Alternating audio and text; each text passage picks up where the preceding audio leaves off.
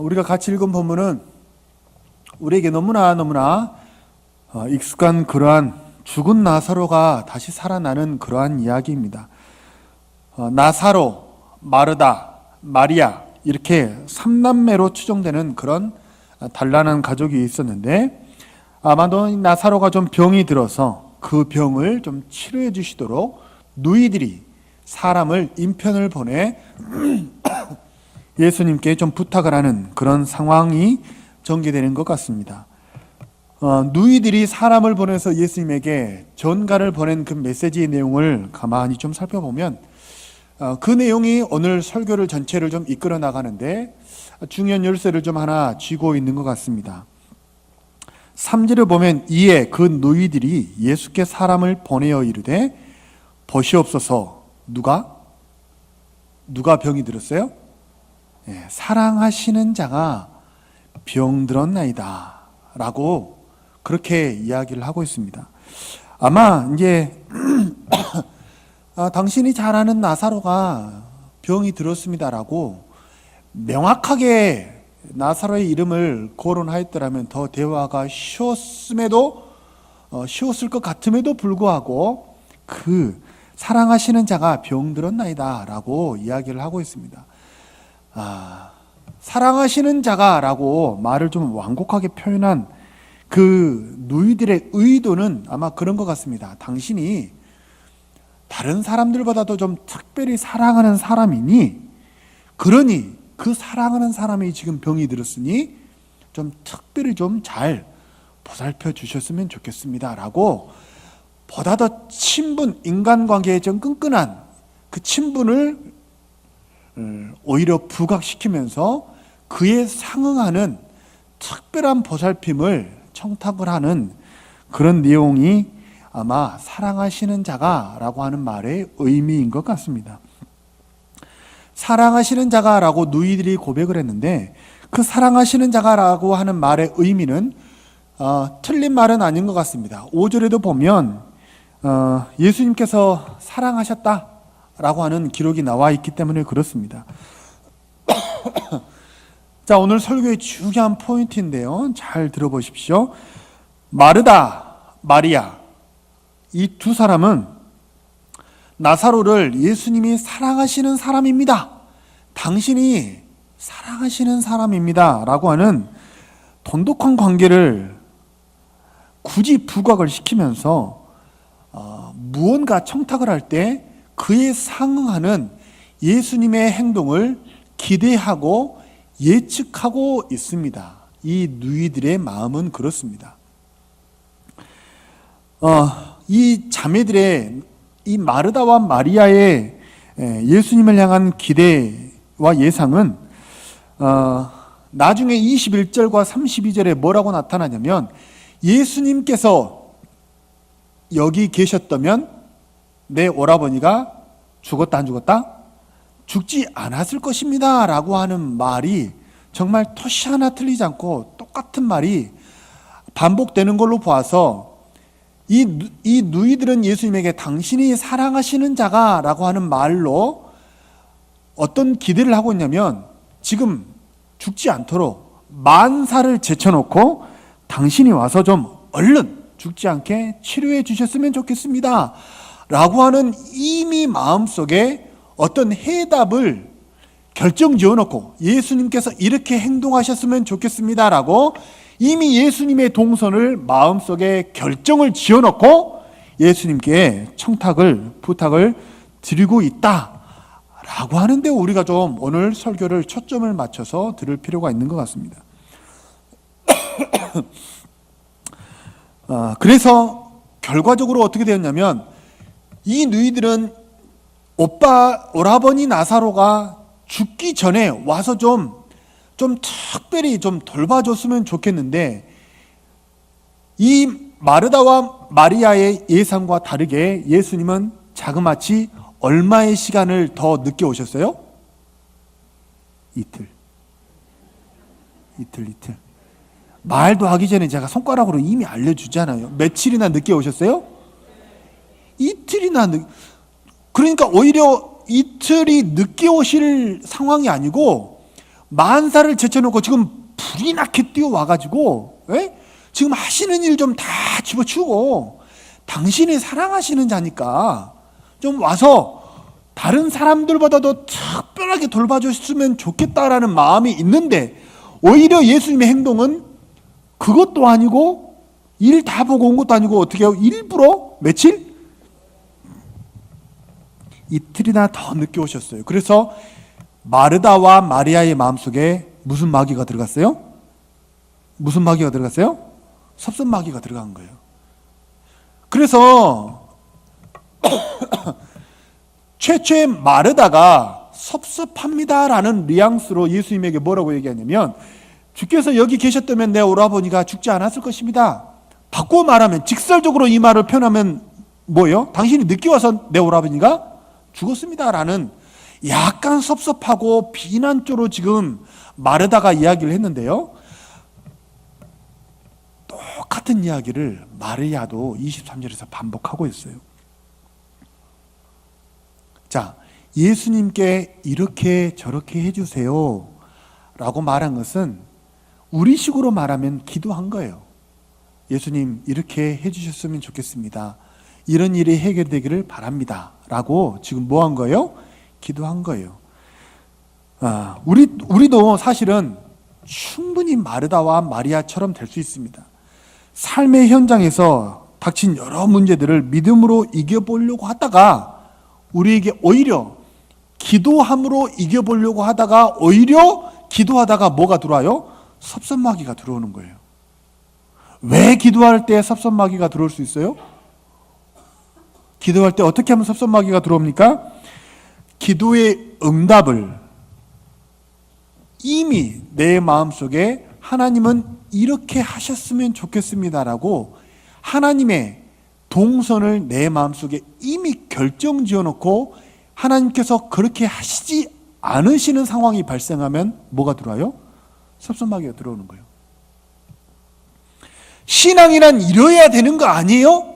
내 마음속에 이미 결론을 지어놓고 내가 이렇게 기도하면 하나님이라면 이렇게 저렇게 응답하셔야 되는 것 아니에요? 라고 내 마음속에 이미 해답을 내놓고 신앙생활을 하고 기도생활을 시작하면 뭐가 들어와요? 섭섭마귀가 들어오는 거예요.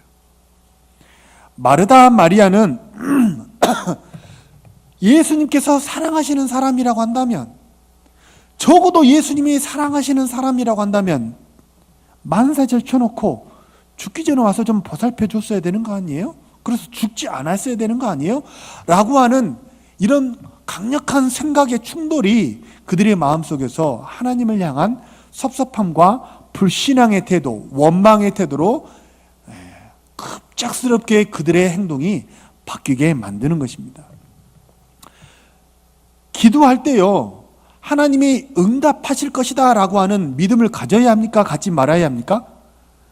가져야죠. 야고보서에 보면 기도하고 나서 의심하는 것은 마치 바다 물결에 밀려 요동하는 그런 배와 같다. 이런 사람은 무엇이든 얻기를 생각하라, 생각하지 마라? 생각하지 마라. 그래서 기도할 때 응답하실 것에 대해서는 절대 의심하지 말라라고 성경은 우리에게 교훈하는데, 그런데 문제는 뭐냐면 응답하실 것은 믿는데 응답의 내용까지 내가 규정해서 하나님이 이렇게 하셔야 됩니다라고 규정해 놓으면, 그러면 오히려 내가 신앙이 성장하는 기회가 되는 것이 아니라 믿음을 까먹을 수 있는 기회가 된다는 거예요. 하나님은 이렇게 하셔야 되는 거 아니에요? 하나님이라면 이렇게 하셔야 되는 거 아니에요? 내 마음속에 그 하나님의 일하시는 방식에 대한 내 마음속의 결정이 너무 강하잖아요? 그러면 충돌이 생기는 거예요. 자, 하나님이라면 이렇게 하셔야 되는 것 아니에요? 이렇게 만약에 누가 생각한다면 하나님이 그 사람보다 더 높아요? 내가 하나님보다 더 높아요? 내가 하나님보다 더 높은 거예요.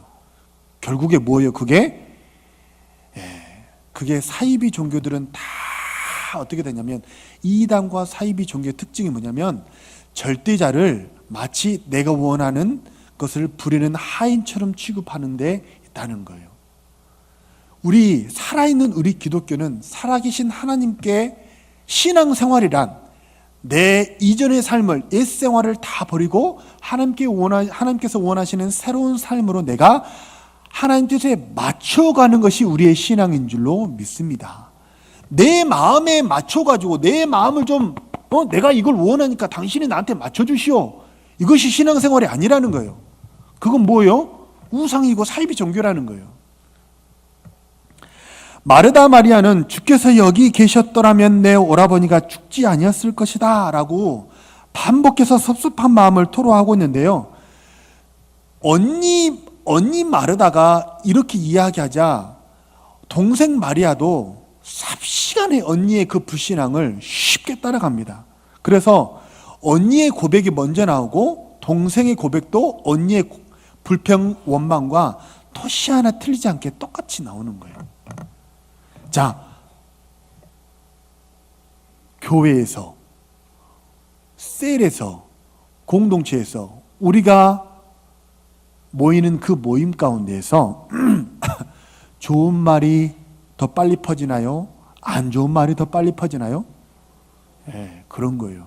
그러니까 마르다가 불신앙의 말을, 섭섭함과 원망의 말을 예수님을 향해 드러내는 것을 주저하지 않아요. 주께서 여기 계셨더라면 내 오라버니가 죽지 않았을 거예요 라고 그 섭섭한 마음을 드러내는데 조금도 주저하지 않아요, 마르다가.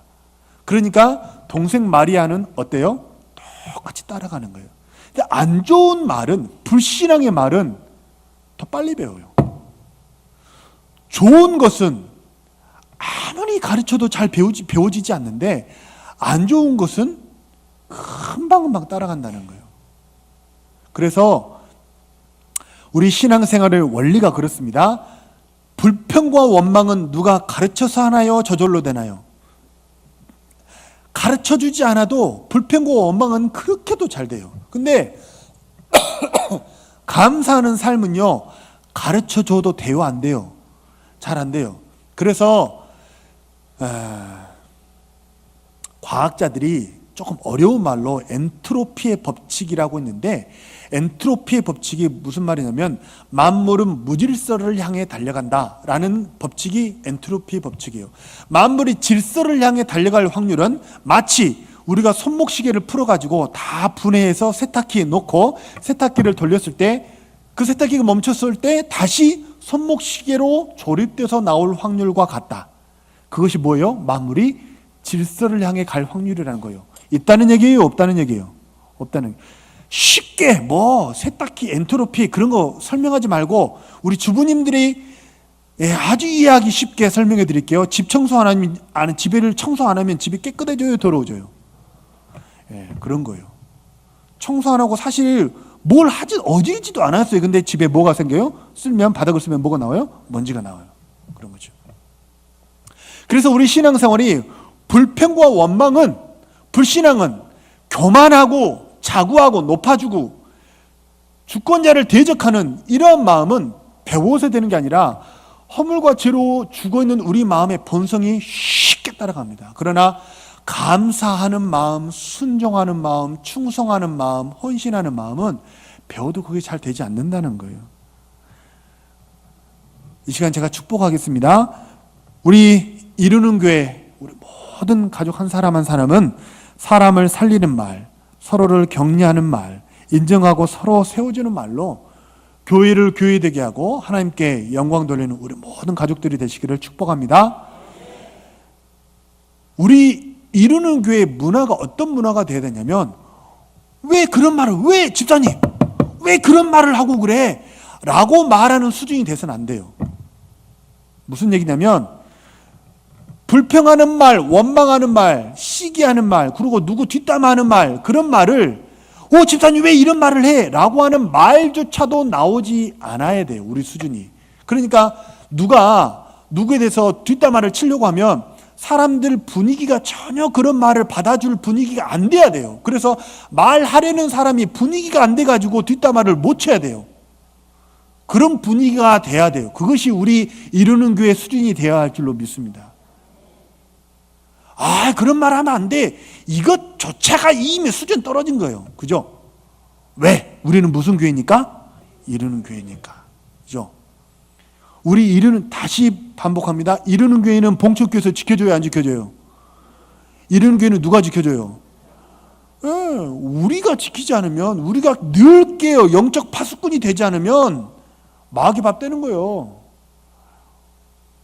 우리 한 사람 한 사람이 성벽의 파수꾼이 되어야 할 줄로 믿습니다.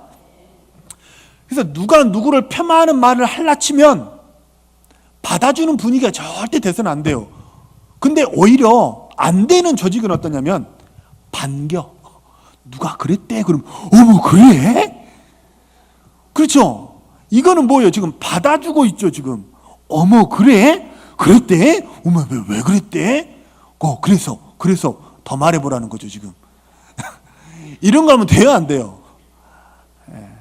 옆에 사람에게 이렇게 얘기하세요. 그러면 못 써?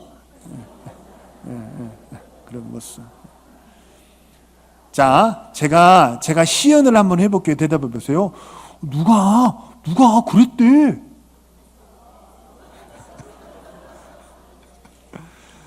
절대 그런 말 받아주면 안 돼요. 삽시간에 공동체가 불신앙으로 물들어갑니다. 그래서 우리 서로 죽는 거예요. 나도 죽고 너도 죽고 같이 죽는 것이 뒷담화 치는 거예요. 사람 살리는 교회가, 사람 살리는 전문적인 그런 교회, 그 교회가 이루는 교회가 되어야 할 줄로 믿습니다. 다시 본문으로 한번 돌아와 보죠. 마르다가 말하자 마리아도 지금 불평과 원망을 예수님을 향해서 주저함없이 섭섭함을 토로하고 있어요. 자, 한번 제가 여쭤보겠습니다. 나사로가 죽었죠. 예수님이 정말 늦게 와서 죽었습니까? 정말 예수님이 늦게 와서 죽었나요?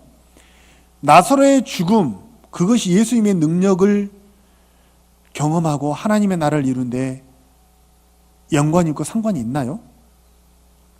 무슨 얘기냐면, 질문을 좀 바꿔서 던져볼게요. 자, 예수님께서 조금 일찍 오셔서 이틀 전에 일찍 오셨으면 나사로가 죽지 않았고 이틀 후에 오시면 나사로가 죽었나요? 그래서 이미 죽은 지 나흘이나 돼서 썩은 냄새가 나서 살릴 수 없는 그런 상황이 되어버렸습니까?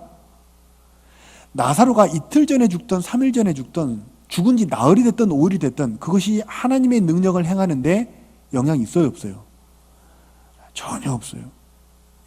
유대인들에 따르면 그렇다고 그래요. 유대인들 중에는 이런 믿음이 있다고 한답니다. 사람이 죽으면 죽은 사람의 영혼이 다시 그 몸속에 들어가기를 희망해서 3일 정도 시신주의를 머무른다고 그래요.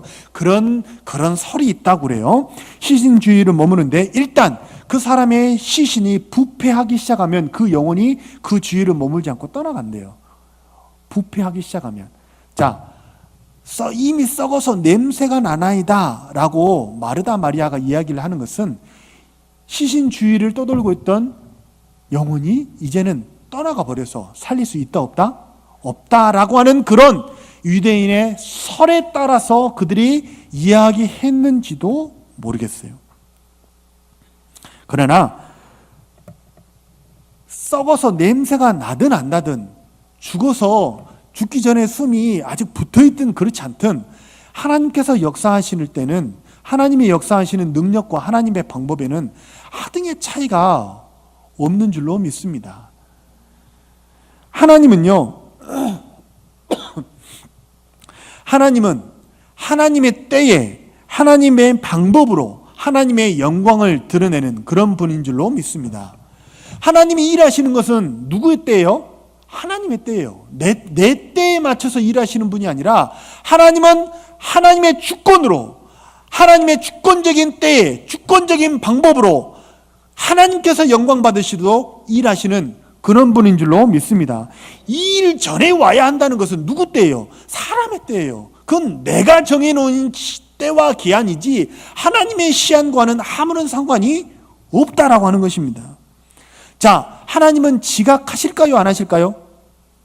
하나님은 지각하셔요? 안 하셔요? 그 지각이 사람의 눈에 보기에 지각이라고 보이는 거지, 하나님의 때는 하나님이 오신다고 하는 그때는요 온타임이에요. 가장 정확한 그때에 하나님께서 오셔서 하나님의 일을 행하시는 줄로 믿습니다. 밤이 돼가지고 특히 심야기도 끝나고 퇴근할 때쯤 되면요, 교육자들이 이렇게 이제 이쪽 계단 쪽으로 이렇게 퇴근을 많이 하거든요. 가깝기 때문에.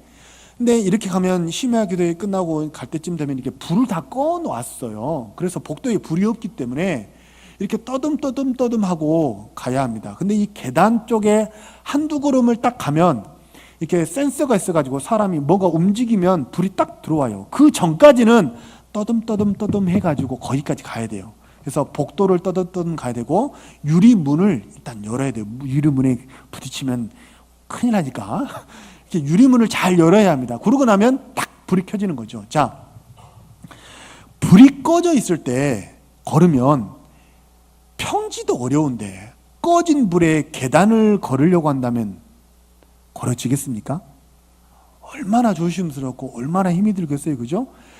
꺼진 불은요, 계단은커녕 그냥 평평한 길을 걸어갈 때에도 꺼진 불에 걷기는 쉽지 않습니다. 그래서 반드시 뭘 켜야 돼요? 불을 켜야 되는 거예요. 눈은 몸의 등불이라 성경이 이야기합니다.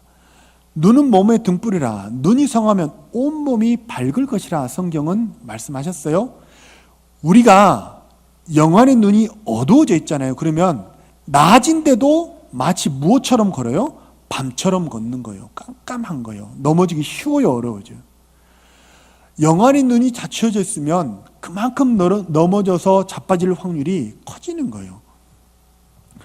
하나님의 인도하시는 우리 한 사람을 향한 하나님의 때, 하나님의 방법, 하나님의 계획을 우리가 영적으로 분별하고 이 깨어있는 영안으로 하나님을 바라보지 못하면 마치 무엇과 같냐면, 대낮에 걷고 있지만 우리는 밤에 걷는 것처럼 영적으로 쉽게 넘어지는 것입니다.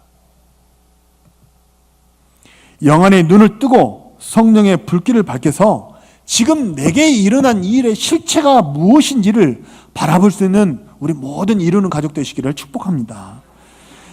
육신의 눈에 보기에 좋은 것이 꼭 영적으로 또 좋다, 그렇지 않을 수 있습니다. 육신의 눈에 보기에는 정말 그것이 좋아 보여도 영적으로는 우리에게 독이 되는 것이 있고, 반대로 육신의 눈에 보기에 좋지 않아요. 불평과 원망이 우리 육신의 눈에 보기에 생길 만한 것이지만, 그러나 영적으로 바라봤을 때 대박 터지는 것이 있다는 것입니다. 지금은 나에게 고난인 것처럼 보여지는 그 일이 시간이 지났을 때 축복으로 하나님의 영광을 경험할 수 있는 그런 일로 바뀔 수도 있어요. 어떻게 하면 눈을 떠서, 영의 눈을 떠서 밤처럼이 아니라 낮처럼 걸어 다녀야 돼요. 하나님의 계획을 보고 하나님의 목적을 깨달아 알면 그 사람은 내게 오는 고난이라선 치더라도 그것이 그 화가 변하여 복으로 바뀌어질 줄로 믿습니다. 그러나 영안의 눈이 닫혀있는 사람은 오히려 하나님께서 축복을 주셨음에도 불구하고 그 축복에 대해서 폄하하고 원망하고 불평하는 사람이 될 수 있다는 것입니다. 죽도록 성경에 죽도록 고생했는데 나중에 하나님의 눈으로 바라보았더니 이 모든 것이 다 축복이었고 이 화가 변하여 복이 되었구나 라고 고백했던 사람이 성경에 누구 나와요? 요셉. 누가 나와요? 요셉은 몇 살에 꿈을 꿨어요? 17살. 몇 살에 꿈을 꿨어요? 몇 살에 총리가 됐어요? 30살. 몇 살에 총리가 됐어요? 몇 년 동안 고생했어요? 빼기 못해요? 30 빼기 17은 13. 예. 그 13년 동안 무슨 일이 일어났어요? 애굽의 총리가 꿈을 꾸어서 잘 될 줄로만 알았지만 그가 경험했던 13년의 세월은 뭐냐면 성추행범, 감옥, 배신, 그리고 노예, 죽을 고비, 고난이었습니다. 근데 하나님의 눈으로 이 모든 과정을 다시 볼 수 있게 된 거예요. 영의 눈이 열려가지고 하나님의 눈으로 이 모든 과정을 바라보았더니 그 형들을 향해서 뭐라고 고백해요? 하나님이 이때를 위해서 나를 미리 보내셨다. 따라서 한번 하시죠. 아, 그랬구나. 아, 그래서 그랬구나. 이게 누구의 고백이요? 하나님의 목적과 인도하심을 깨달은 사람의 고백이라는 거예요. 깨달으면 그래서 그랬구나. 근데 문제는 뭐냐면 이 고난의 터널이 너무 길어서 정말 조급한 마음으로 이 세상을 사는 우리들의 마음에 터널이 끝나기도 전에 이 터널은 무엇이라고 규정해요? 이 터널은 나에게 축복이 아니라고. 이 터널은 나에게 절대 축복이 아니라고. 왜? 하나님은 나에게 이렇게 하시냐고. 어떻게 나에게 이렇게 하실 수 있냐고. 주께서 여기 계셨으면 내 오라버니가 죽지 아니하였겠나이다. 그것이 바로 근시안적인 눈으로 터널 안에서 불평과 원망을 하는 바로 우리들의 고백인 것입니다. 영적인 사람은 어떤 사람이라고 생각하세요? 성령 충만한 사람은 어떤 사람이라고 생각하세요? 성령 충만한 사람, 신령한 사람, 영적인 사람은 40일 금식 기도를 해본 사람이 신령한 사람입니까? 아니면 방언 기도를 하는 사람이 신령한 사람입니까? 성경을 몇십 독 했고 성경 지식이 풍성한 사람이 영적인 사람입니까? 영적인 사람이란 하나님의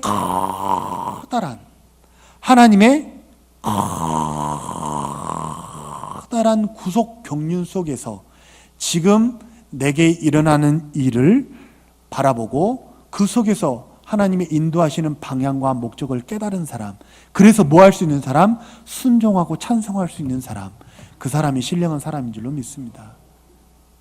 그래서 신령한 사람은 일희일비하지 않아요. 좋으면 웃고 조금이라도 내 마음에 안 맞으면 섭섭막이 들어와 가지고 어떻게 이럴 수 있어? 이런 말 하지 않아요. 신령한 사람은 어떻게 해요? 커다란 하나님의 구속 경륜과 계획 속에서 지금 내게 일어나는 모든 일들을 바라보고 있는 거죠. 궁극적으로 우리 모든 한 사람 한 사람을 하나님께서 인도하시는 그 우리 인생의 종착역이 어디입니까? 우리 인생의 종착역이 어디예요? 저 천성 아니에요, 그죠? 그렇기 때문에 저 천성에 이르도록 더 우리를 복되게 하시기 위해서 지금 이 과정이 있는 줄로 믿습니다. 그리스도 예수를 믿는 사람은 단언합니다. 그리스도 예수를 믿는 사람은 그 마음속에 세상의 어떤 정수기보다도 더 강한 필터가 있어서 내게 일어나는 모든 화라도 복으로 바꿀 수 있는 사람인 줄로 믿습니다. 이 모든 일을 합력하여 선을 이루시는 그 하나님을 믿기 때문에 그렇습니다. 그러나 불신앙하는 사람은 이 모든 일이 합력하여 화를 이루게 돼요. 무엇까지도, 축복까지도 오히려 내 조급함과 불평과 원망과 짧은 나의 생각 때문에 복도 변하여 화가 되게 하지만 오히려 하나님을 믿는 사람은 이 모든 화라도 변하여 복이 되게 하는 줄로 믿습니다. 그것이 예수를 믿는 사람이에요.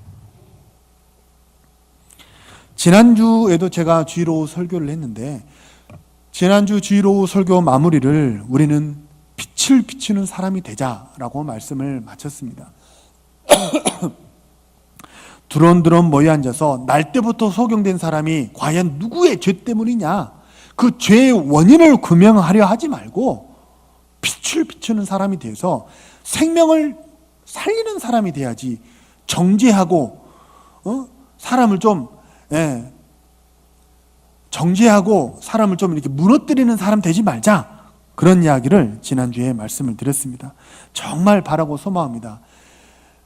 정죄하는 사람 되지 말고 사람 살리는 그런 우리 모든 이루는 가족이 되었으면 좋겠습니다. 오늘은요, 사람 살리는, 빛을 비추는 사람이 되자, 지난주에 그런 말씀 드렸지만 오늘은 예수님께서 사람이 낮에 다니면 실족하지 않는다 말씀하셨습니다. 우리 눈이 떠야 합니다. 우리 눈이 떠서 밤이 아니라 낮이 되어야 합니다. 영안의 눈이 떠 있으면 밤도 낮이 되지만 영안의 눈이 닫혀 있으면 낮도 밤이 되기 십상입니다.